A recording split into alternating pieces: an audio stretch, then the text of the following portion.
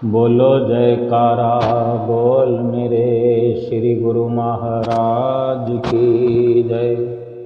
सभी गुरुमुख प्रेमियों से सप्रेम जय सच्चिदानंद। बड़ी ईमानदारी से सच्चाई से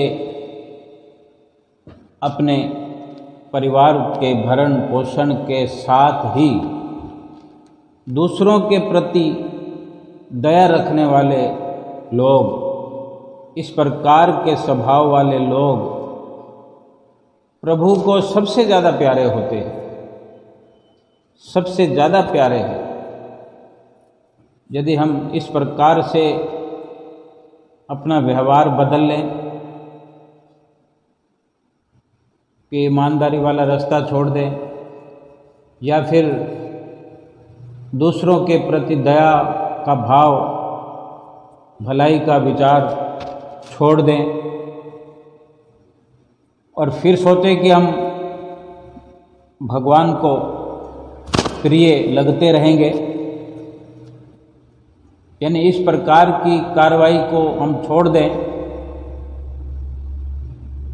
फिर ईश्वर को ये अच्छा नहीं लगेगा।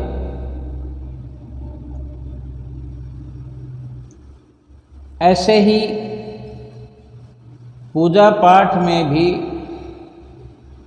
शांति मिलती है, भजन भक्ति में शांति मिलती है।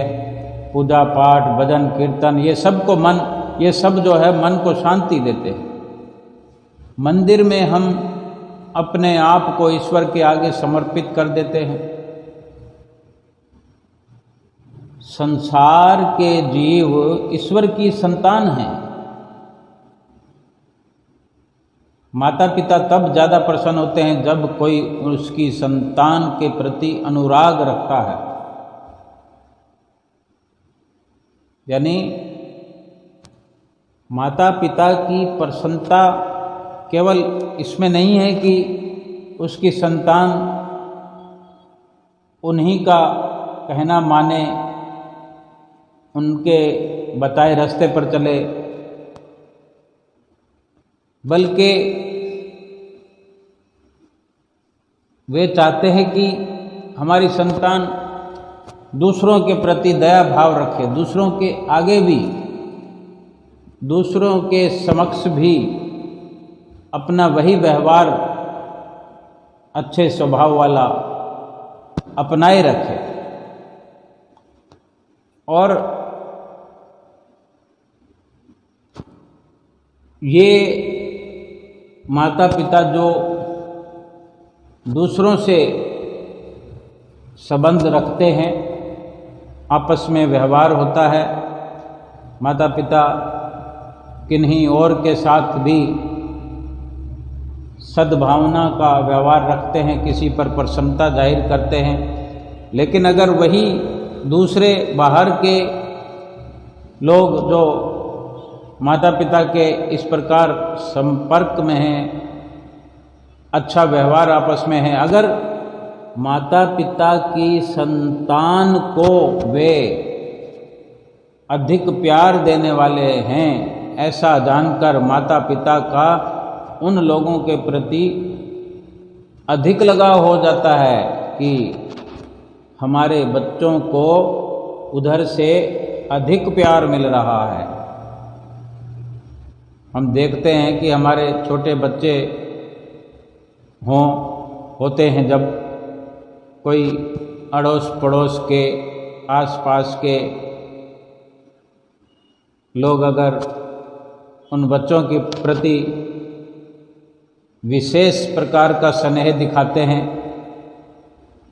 तो हमारी उन पर अधिक प्रसन्नता हो जाती है। इसी प्रकार यदि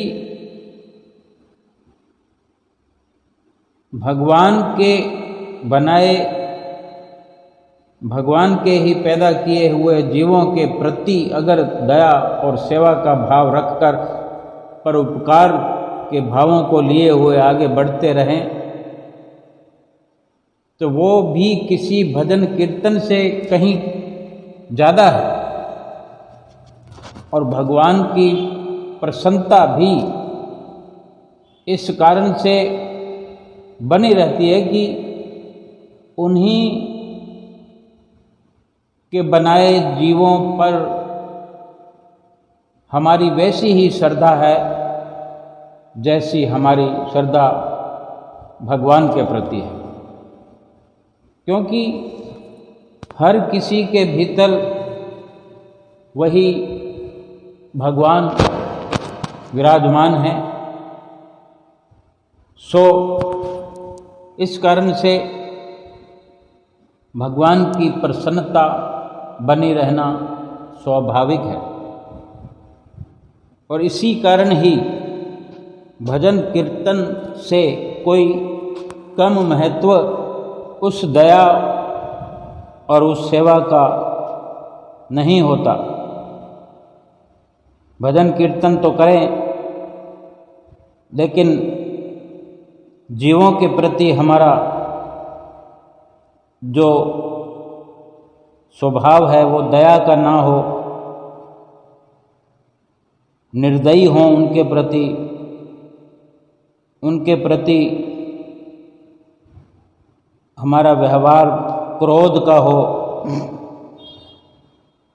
तो फिर भजन कीर्तन का वो लाभ हम नहीं प्राप्त कर सकते और प्रभु से भी वो प्रसन्नता प्राप्त नहीं होती।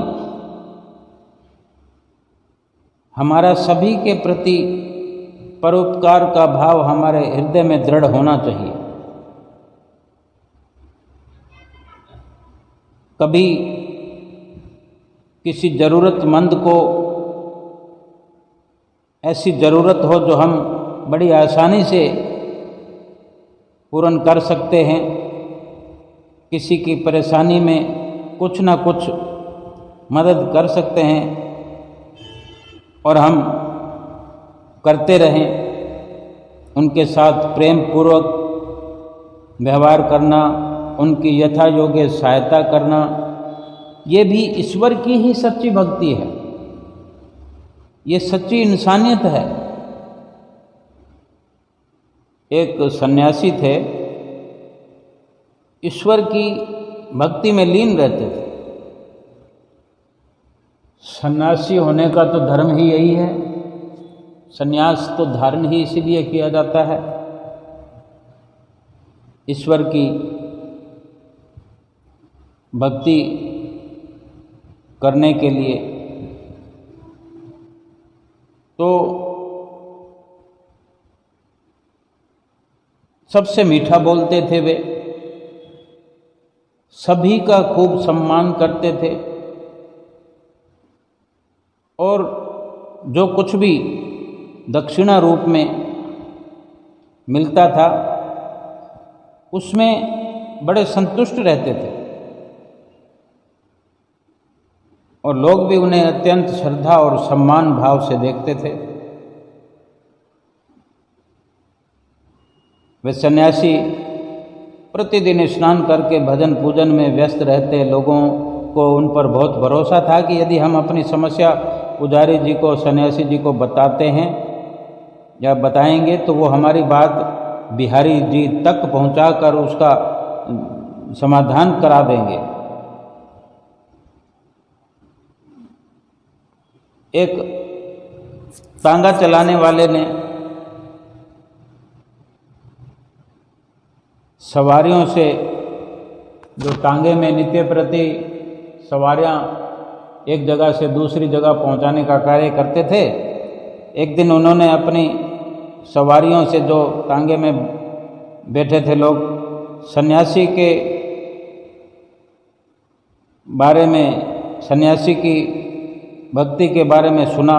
सवारियों से ही जो बात कर रहे थे तो उन्होंने सुना कि इस प्रकार के सन्यासी हैं मंदिर में। तो उस तांगे वाले की ये इच्छा हुई कि वो सन्यासी से मिलकर अपनी बात कहे। तो कई दिनों से इस विचार को मन में लिए हुए सोचता रहता था। उसको जो बात करनी थी वो यही थी कि एक बात जो उसके भीतर हमेशा उसे दुखी करती थी, वो सोचता रहता था कि मैं पेट पालने के चक्कर में मंदिर नहीं जा पा रहा हूँ। हम लोगों को देखते हैं ना, नियम बना हुआ होता है कि रोज़ सुबह सवेरे कोई इधर जा रहा है, कोई उधर जा रहा है, कोई किसी मंदिर में तो कोई किसी द्वार पर जा रहा है। तो बहुत से हमारे आसपास रहने वाले भाई बहन ऐसे भी हैं कि जाना चाहते हैं मगर किसी कारणवश नहीं जा पाते हैं, या कोई तरकीब उनको नहीं नज़र आती, निकल नहीं पाते। तीव्र वैराग को लिए हुए अपने भीतर ही भीतर भगवान के दर्शन, मंदिर में फेरी लगाने के ख्यालों को लिए हुए मंदिर और भगवान के बारे में सोचते रहते हैं। और इस प्रकार उनको लगता है कि हम ईश्वर से दूर हुए जा रहे हैं,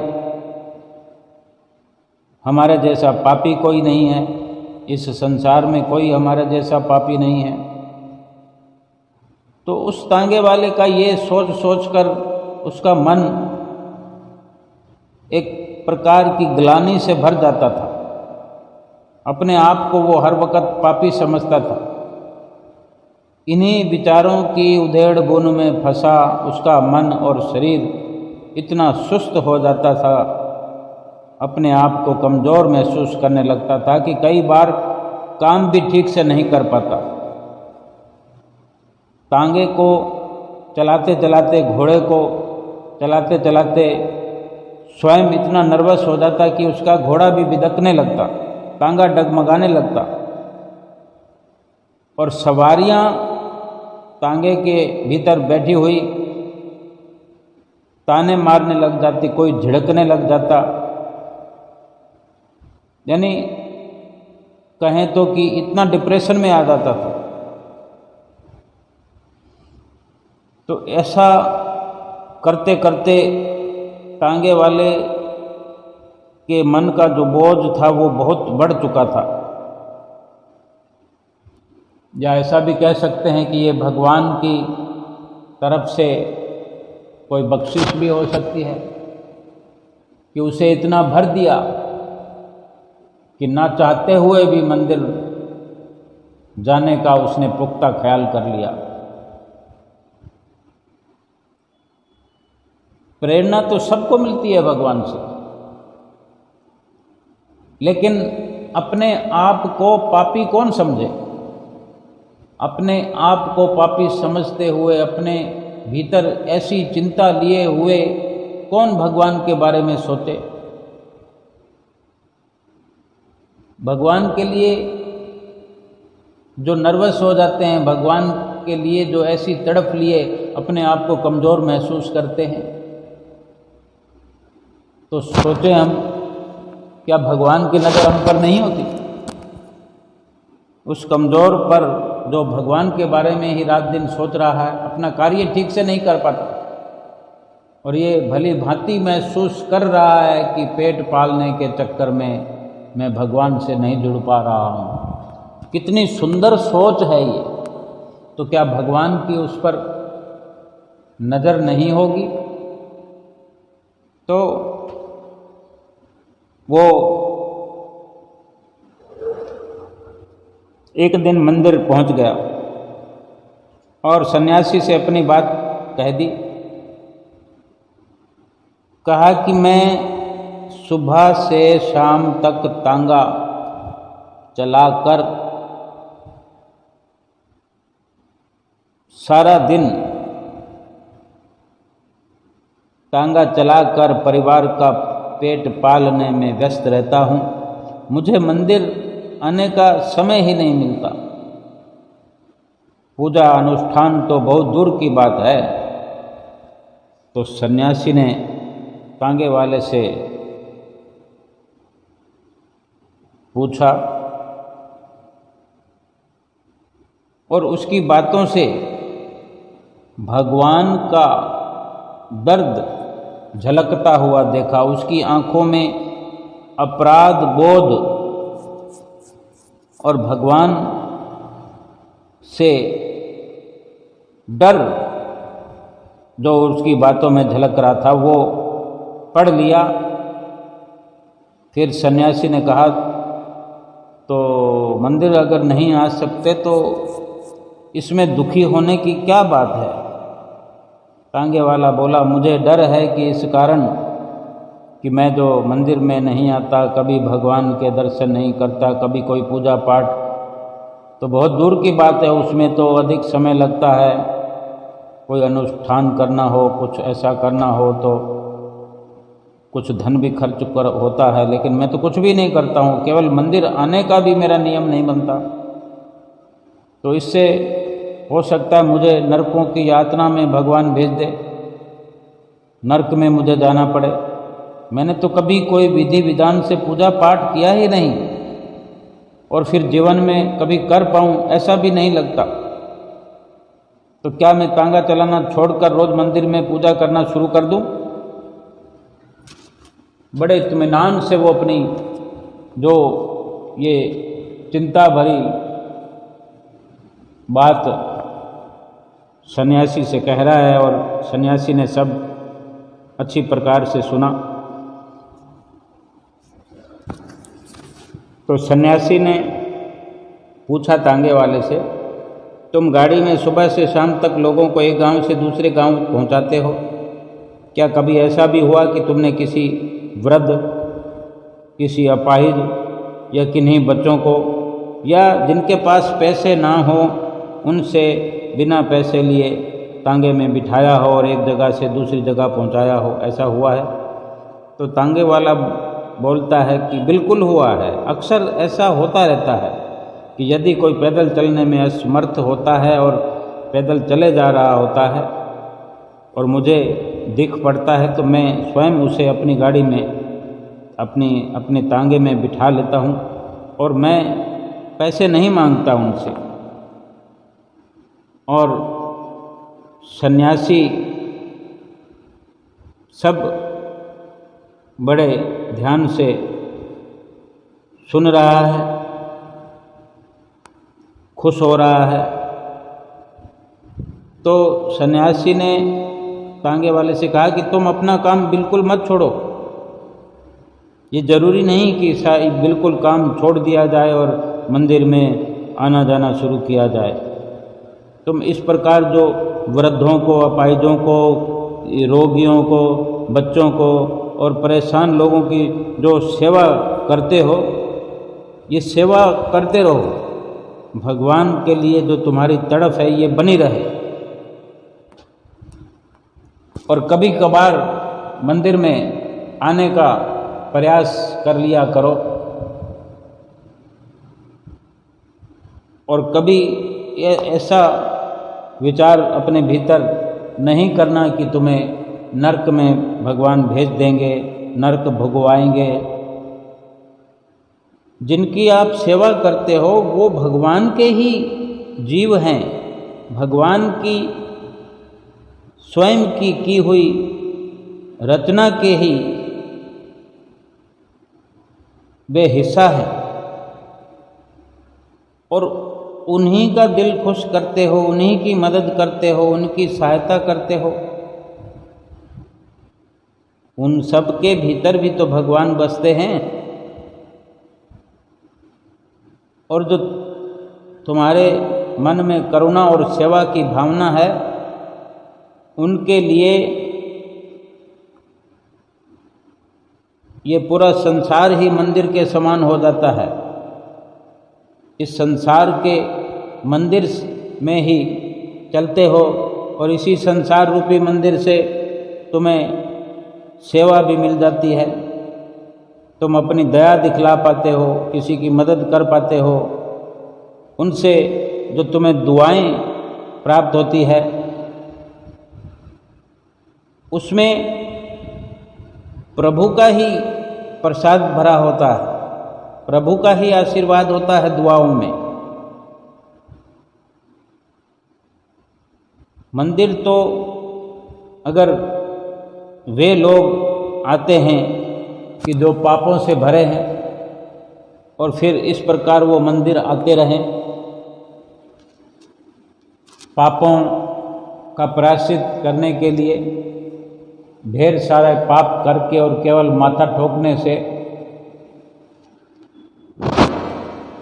सारे पाप भस्म नहीं हो जाते, क्योंकि जो पाप वो करते हैं, जिनके प्रति वे नफरत का व्यवहार करते हैं, किसी के दिल दुखाने का पाप करते हैं, किसी को बुराई के रास्ते पर धकेलने का काम करते हैं, उनका दिल दुखने पर प्रभु का कोप भी उन पर बरसता है। कुदरत का जो दंड है वो उन्हीं के लिए निर्धारित होता है। केवल मंदिर में आ जाने से, अपना माथा ठोकने से माफ नहीं किए जाते वे। भगवान ईश्वर कभी किसी को नहीं कहते कि पहले पाप करो और फिर मंदिर में जाकर माथा ठोकने से या किसी तीर्थ स्थान पर जाकर नहा लेने से पाप भस्म हो जाते हैं। ये केवल अपना ख्याल होता है। प्रभु की तरफ से कहीं ये निर्देश नहीं है कि अपने परिवार का भरण पोषण का रास्ता छोड़ करके मंदिर की चौखट पर बैठे रहो। जो जिम्मेदारियां संयोग से मिली है, कुदरत ने जो व्यवस्था की है, उन जिम्मेदारियों को निभाते हुए जो प्रभु की याद अपने भीतर हर समय बसा कर रखता है, प्रभु कहाँ उससे दूर होते हैं। और वो किस प्रकार प्रभु से दूर हुआ?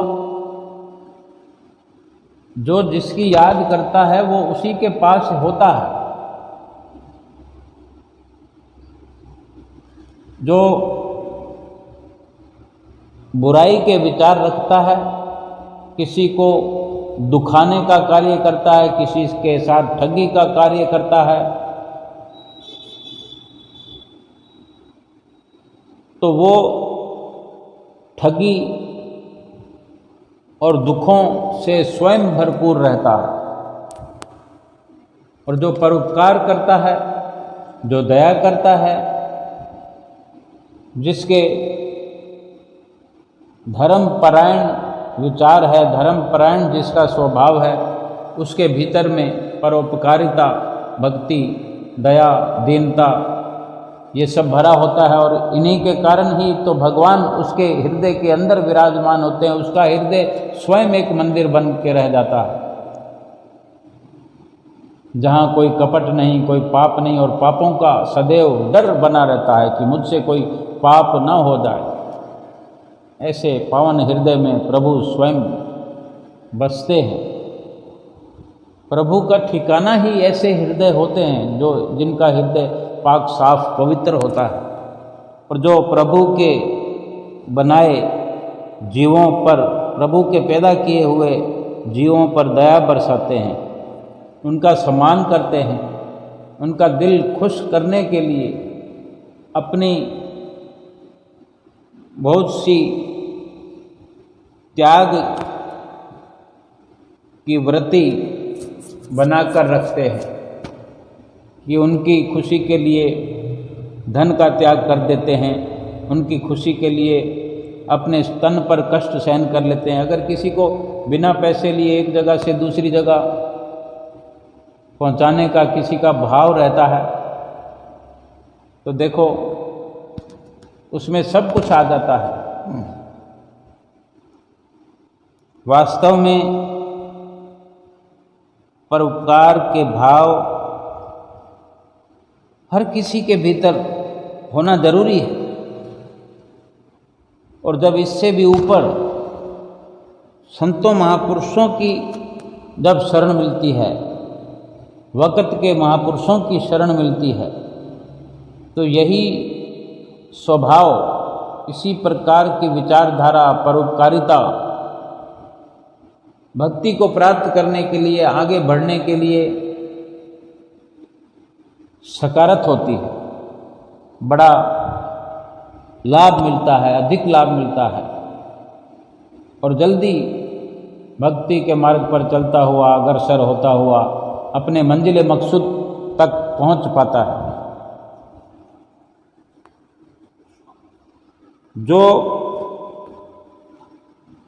जो भी ये समझता हो कि मैं भगवान का अनन्य प्रेमी हूँ,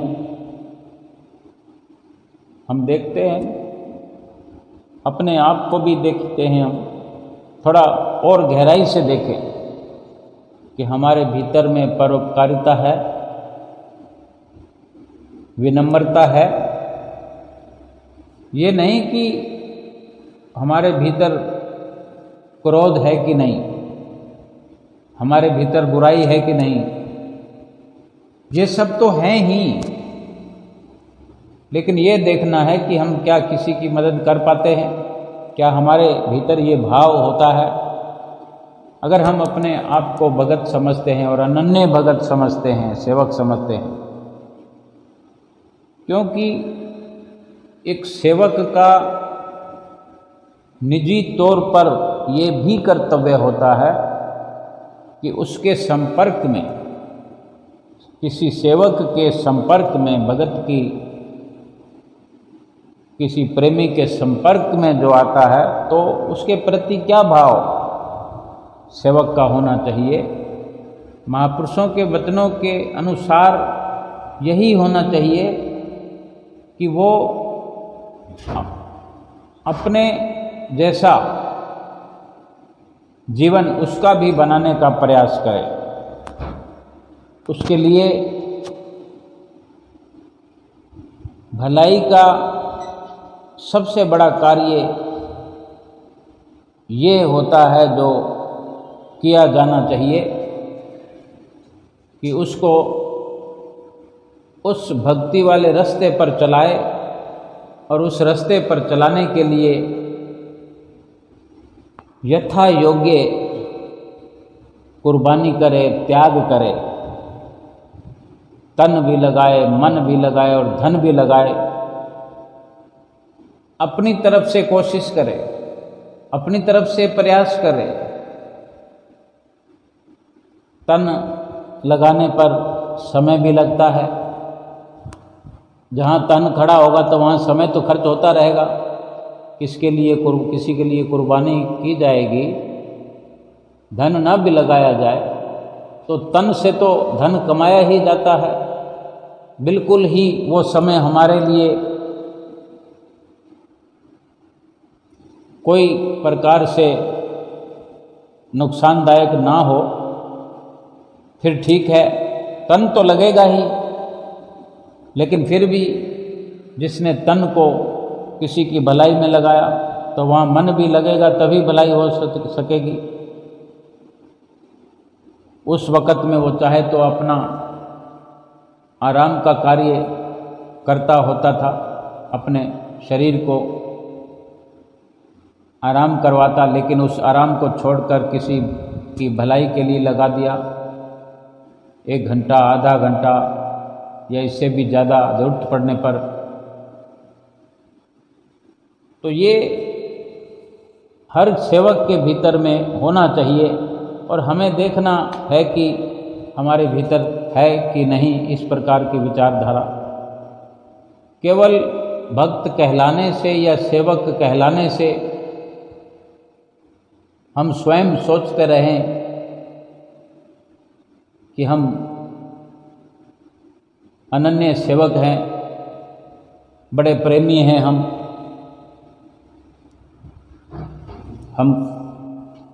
अक्सर नित्य नियम में लगे होते हैं। कहीं मंदिर में, कुटिया में, आश्रम में जाने का हमारा नित्य प्रति का नियम होता है। उसके अलावा उस नियम को टाइम टेबल जो हम नित्य प्रति देते हैं उसका लाभ तो होता ही है कि उस टाइम टेबल के अंदर आरती पूजा करना,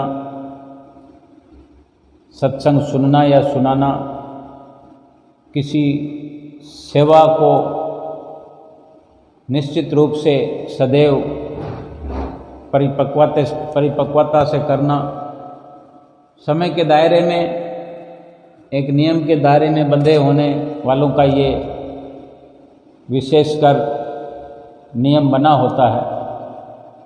लेकिन इसके अलावा जो कोई हमारे संपर्क में आए तो क्या उसके लिए हम कुर्बानी देते हैं या अपनी ओर से ऐसी सुंदर भावना को रखते हुए किसी का मार्गदर्शन करते हैं, किसी की मुश्किलात में उसका समाधान करते हैं। समाधान किसी को धन देकर ही नहीं होता, समाधान उसको मुश्किल में फंसे हुए देख करके उस मुश्किल से निकाल देने में होता है। और अगर ऐसा जीवन गुरुमुख प्रेमियों का ही हो सकता है और सही मायने में ऐसी गुरुमुखता को लिए हुए जो गुरुमुख हैं, प्रेमी हैं, अपना जीवन व्यतीत करते हैं, सही अर्थों में गुरुमुख कहलाने के काबिल हैं,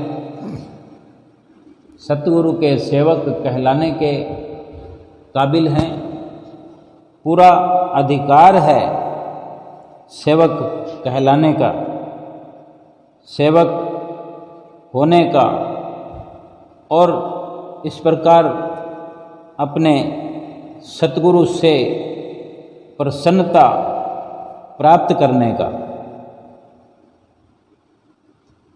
और बाकी केवल कहने मात्र के लिए अगर हम गुरुमुख बने हों, सेवक बने हों, तो हम अपनी झूठी तसल्ली अपने आप को देते रहें। अच्छे अच्छे विचार, अच्छा अच्छा वर्णन जिह्वा से हर कोई कर सकता है। कहते हैं ना, सतगुरु के प्रति सुंदर सुंदर शब्दों का इस्तेमाल किया जाता है कि यही इच्छा है सतगुरु जिंदगी भर तेरे गुण गाऊं, यही इच्छा है सतगुरु जिंदगी भर तेरे गुण गाऊं, प्रभु करूं तेरी बंदगी और तुझ में ही समा जाऊं, करूं बस यही प्रार्थना रखना सदा दया का हाथ, पुकारूं जब भी नाम तेरा हर पल देना मेरा साथ। ये कितने सुंदर शब्द हैं जो एक प्रेमी की पुकार बनकर जुबान पर आते हैं। और सतगुरु के चरणों में ये पुकार करता है कि मेरी तो इच्छा यही है, केवल और केवल मेरी यही इच्छा है कि मैं जिंदगी भर आपके गुणगान गाता रहूं, तेरी बंदगी करते हुए तुझ ही में समा जाऊं। बस यही प्रार्थना करता हूं सतगुरु कि सदा अपनी दया का हाथ मेरे सिर पर रखना, जब भी पुकारूं किसी भी पल ज़रूरत हो मेरा साथ देने के लिए आ जाना। तो हमने बेशक शब्दों में बांध लिया हो, लेकिन प्रार्थना करने की ज़रूरत नहीं है। सदा दया का हाथ उनका हमारे सिर पर रखा हुआ है, और जो बंदगी करता है, जिसकी बंदगी करता है, उसी में समाया हुआ ही रहता है। और पुकारने की ज़रूरत नहीं, वो तो हमारे साथ में ही हैं। साथ देने कहाँ से आना है, हमारे साथ में ही है। लेकिन इस प्रकार से हमने शब्दों में ये वर्णन करके अपने सतगुरु से अपने प्यार का इजहार करना होता है। सो इस प्रकार से हम अपने भीतर भी अपने आप को इतना सरल बनाएं, इतना सुंदर अपने भीतर को सजाएं कि अंदर बाहर एक जैसा हो जाए। जो सुंदरता बाहर शब्दों से हम उच्चारण करते हैं, वही शब्दों का आकार भीतर भी बनता हुआ बना हुआ हमें स्वयं को महसूस होने लगे, झलकने लगे कि अंदर और बाहर एक जैसा हो गया है, हो रहा है। तो कितना वास्तव में हमारे लिए, सेवकों के लिए कितना आनंदित जीवन बन जाए, कितना एक लाभ का रास्ता हमारे लिए आगे से आगे खुलता जाएगा। महापुरुष तो अपनी वाणी में सुनाते भी हैं और अंदर से भी हमारा अगर चित्त ऐसा सुंदर बना होता है तो भीतर भी एहसास कराते हैं सतगुरु। कहते हैं कि अगर तुमने अपना हाथ मुझे दिया है और हमने तुम्हारा हाथ पकड़ा है तो सारे खंडों ब्रह्मांडों में कोई ताकत नहीं जो मेरी मुट्ठी में से तुम्हारे हाथ को छुड़ा कर ले जा सके। अब हम क्या समझते हैं कि इस प्रकार से अगर सतगुरु ने हमारे प्रति इस प्रकार के वचन फरमाए हैं तो फिर क्या ये गलत हो सकते हैं? यानी अंडों ब्रह्मांडों में कोई ऐसी ताकत ही नहीं है कि अगर अपने हाथ को हमने सतगुरु के हाथ में पकड़ा दिया है और सतगुरु ने स्वीकार कर लिया है, फिर किसी की क्या मजाल जो सतगुरु से हमारा हाथ छुड़ा कर ले जा सके। काल भी नहीं छू सकता। रास्ता सतगुरु ने हमें बता दिया है, तरीका सतगुरु ने हमें समझा दिया है और समझाते ही रहते हैं। और जब इतनी बड़ी जिम्मेदारी ले ली है सतगुरु ने, ठोक बजा दिया है सतगुरु ने कि एक बार हम अपना हाथ सतगुरु के हाथ में दे दें, फिर किसी भी प्रकार का डर तीनों लोकों में हमें नहीं हो सकता। तो किस लिए फिर हम इस कार्य को, इस उपलब्धि को प्राप्त करने में देर करने में लगे हुए हैं? हाथ हमारा तभी पकड़ेंगे सतगुरु जब हम इस काबिल बन पाएं, इस काबिल बन जाएं। हम अपने आप को साबित कर देंगे कि हम अपना हाथ उनको देंगे और वे हमारा हाथ पकड़ लेंगे। जब तक उनका कहना नहीं मानेंगे तो क्यों वो हमारा हाथ पकड़ेंगे? जब उनकी आज्ञा नहीं मानेंगे तो वो किस कारण से पकड़ेंगे हमारा हाथ, क्या जानकर? ये संकल्प वो पहले लेते हैं कि अगर तुम हमारा कहना मानो, तुम हमारी आज्ञा में रहो, हम जैसा कहेंगे वैसे चलते चलोगे, फिर जो हम चाहेंगे उससे कहीं सैकड़ों हजारों लाखों करोड़ों गुना अधिक कर देंगे वे, क्योंकि वे मालिक जो हैं, अंडों ब्रह्मांडों के मालिक हैं।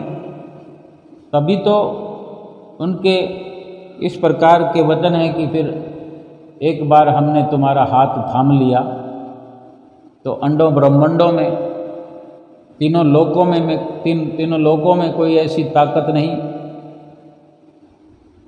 जो हमारे हाथ से तुम्हारा हाथ छुड़ा कर ले जाए। किसी की मजाल नहीं। ऐसा कौन कह सकता है जो स्वयं शक्तिमान हो, जो स्वयं तीनों लोकों का पालनहार हो, जो हमें भरोसा जतलाता है इस प्रकार का, ये तो हम भली प्रकार से जानते हैं कि ताकत के बिना, किसी शक्ति के बिना किसी के भरोसे को कायम नहीं रखा जा सकता। अगर कोई कमज़ोर होगा तो कैसे किसी की रक्षा कर सकता है। और हमें ये विश्वास हो, हम ये विश्वास अपने भीतर पक्का करें, ये भी जरूरी है। अगर हम विश्वास से, श्रद्धा से, सुंदर भावों से अपना हाथ सतगुरु के हाथों में सुपुर्द करें, उनका कहना माने, उनकी आज्ञा में चलें, उनकी रहनुमाई में चलें, 5 नियमों की पालना करें, उनकी तो आज्ञा और उनका कहना तो यही है। अपने आप ही हाथ पकड़ा जाएगा। फिर जैसे जैसे हम उनके बताए रास्ते पर चलते चलेंगे, 5 नियमों की पालना करते चलेंगे, 2 घंटे भजन अभ्यास जिस गहराई से और जिस परिपक्वता से हम करते जाएंगे, सफलता की सीढ़ियाँ चढ़ते जाएंगे। और इसी प्रकार सफलता की सीढ़ियाँ चढ़ते चढ़ते चढ़ते हम स्वयं परमात्मा के साथ ही मिल जाएंगे। फिर कौन उनसे अलग करने वाला है, कौन फिर हमें दुख देने वाला है, जब हम रहेंगे ही नहीं, जब हम स्वयं ही किसी दुख देने वाले के सामने प्रस्तुत होंगे, तब कोई हमें दुखी कर सकता है। जब हमने अपने आप को गायब कर दिया, हटा दिया, मिटा दिया सबके सामने से, हमने अपने आप को गुप्त कर दिया, और जितनी गुप्तता मजबूत होगी, या तो कोई ऐसा चोर डाकू होता है जो चोरी डाका मारकर किसी का कत्ल करके, किसी को नुकसान करके फिर कहीं गुप्त हो जाता है, छुप जाता है। जितनी उसकी मजबूती होती है छुपने में, उतने दिन तक चलता है, लेकिन कभी ना कभी पकड़ा जाता है और दंड भी पाता है। या फिर जिसको कुछ नहीं चाहिए, कोई तमन्ना नहीं है, वो अपना गुप्त होकर इस प्रकार से भगवान परमपिता परमेश्वर के साथ मिलकर के गुप्त हो जाए, अपने आप को मिटा दे, अपना सर्वस्व मिटा दे, उसको कौन ढूंढेगा।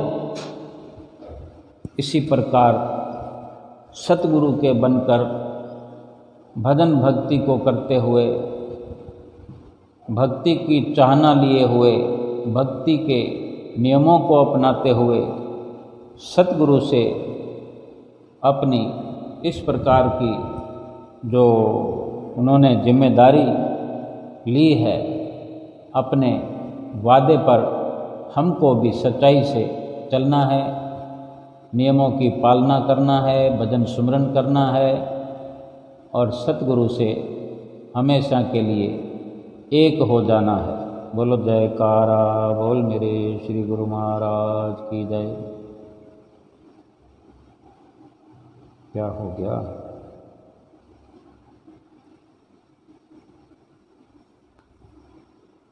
डिस्टर्ब क्यों हो गया यार?